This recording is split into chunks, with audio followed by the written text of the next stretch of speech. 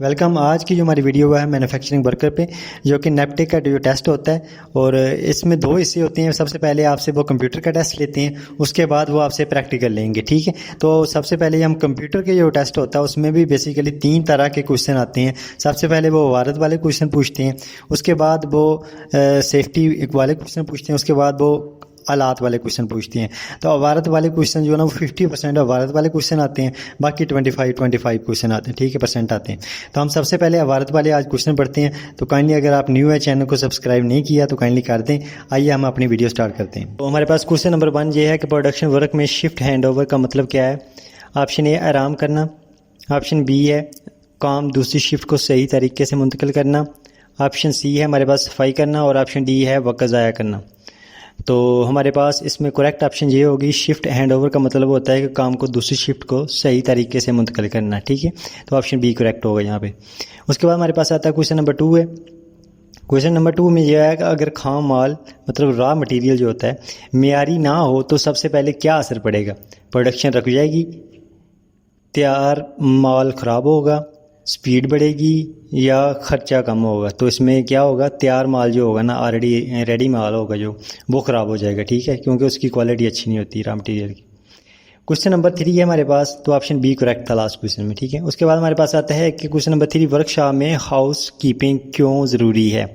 ठीक है, तो इसमें ऑप्शन ए है सफाई और मुनज़्ज़म माहौल बरकरार रखने के लिए, ऑप्शन बी है तफरी के लिए, ऑप्शन सी है हमारे पास शोर कम करने के लिए और ऑप्शन डी है वक्त ज़ाया करने के लिए। तो हमारे पास कौन सा ऑप्शन करेक्ट होगा। हमारे पास ऑप्शन ए करेक्ट है कि सफाई और मुनज़्ज़म माहौल रखने के लिए, बरकरार रखने के लिए हम उसे हाउस कीपिंग कहते हैं। ठीक है, तो ऑप्शन ए करेक्ट होगा यहाँ पे। उसके बाद हमारे क्वेश्चन नंबर 4 है, फैक्ट्री में इंसिडेंट रिपोर्ट किस लिए बनाई जाती है। आराम के लिए, हादसे की तफसील के लिए, मशीन का रंग बताने के लिए और खेल के लिए ऑप्शन 4।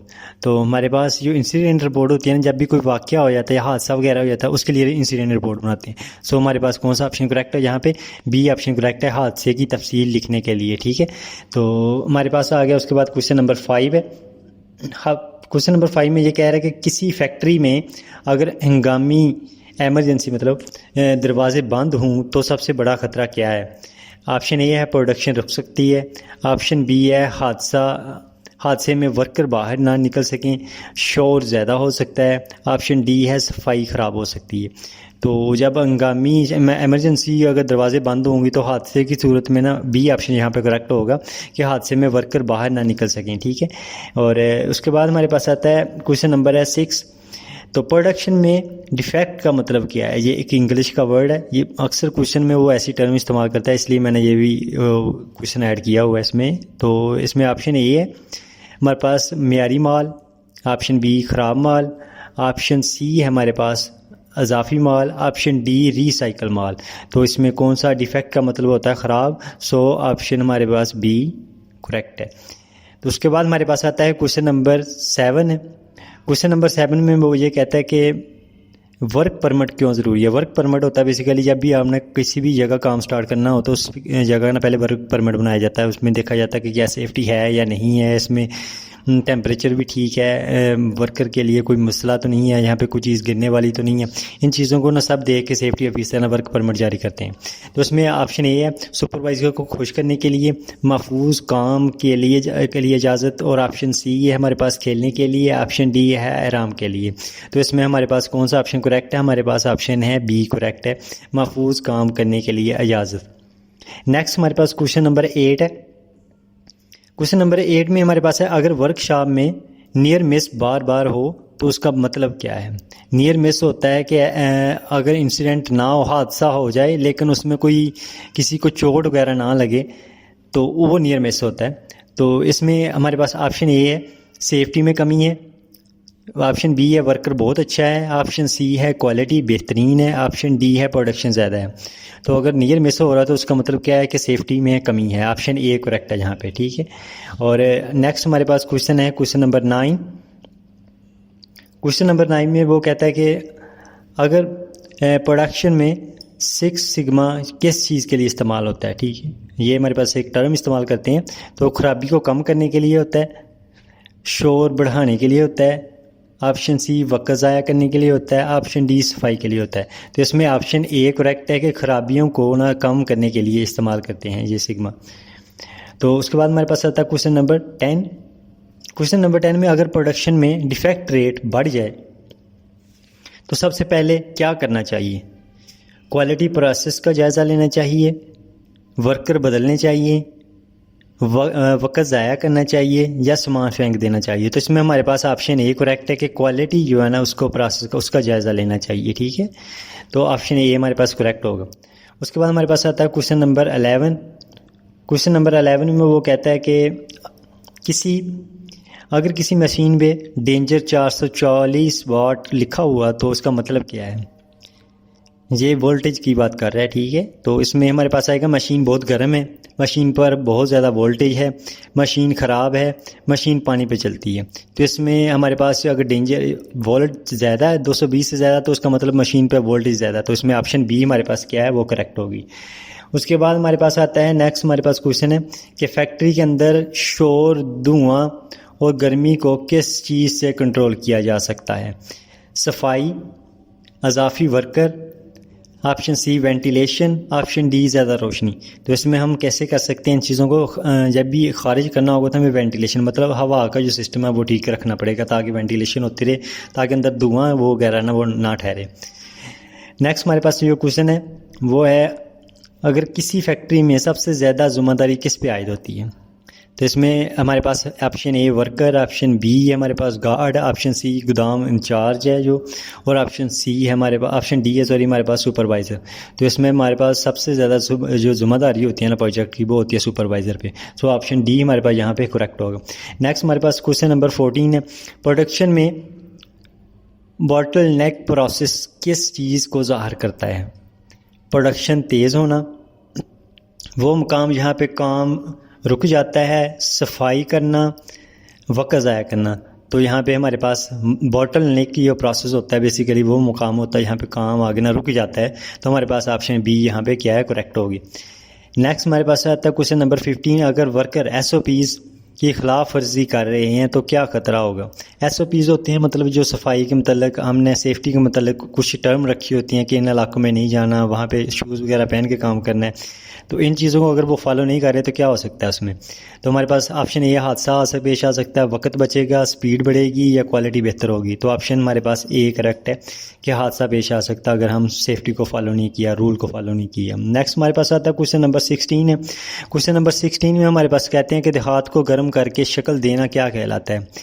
तो इसमें हमारे पास अगर देहात को गर्म करें तो उसमें हम उसे क्या कहते हैं? ऑप्शन ए हमारे पास कास्टिंग, ऑप्शन बी है पॉलिशिंग, ऑप्शन सी है हमारे पास वेल्डिंग, ऑप्शन डी है ड्रिलिंग। तो हमारे पास ऑप्शन ए करेक्ट होगी कि कास्टिंग कहते हैं उसे, ठीक है। उसके बाद हमारे पास आता है 70 मंथ है डाउन टाइम का मतलब क्या है? ऑप्शन ए फैक्ट्री बंद रखने का वक़्त, ऑप्शन बी है हमारे पास प्रोडक्शन तेज़ होना, ऑप्शन सी है हमारे पास क्वालिटी बेहतर होना, ऑप्शन डी है हमारे पास वर्कर खुश होना। तो ऑप्शन हमारे पास यहाँ पे ए करेक्ट है कि फैक्ट्री बंद रखने का टाइम, ठीक है, वक्त जो होता है उसे डाउन टाइम कहते हैं।